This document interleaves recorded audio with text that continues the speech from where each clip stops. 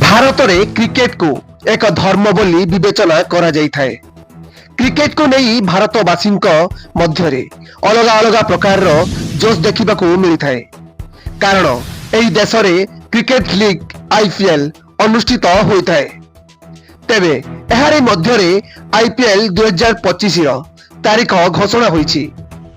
ବର୍ତ୍ତମାନ BCCI ର ଉପାଧ୍ୟକ୍ଷ ରାଜୀବ ଶୁକ୍ଲା IPL ର 2025 ଆରମ୍ଭ ହେବା ତାରିଖକୁ ଘୋଷଣା କରିଛନ୍ତି। ସେ କହିଛନ୍ତି ଯେ IPL 2025 ର ଆରମ୍ଭ 23 ମାର୍ଚ୍ଚରେ ହେବ।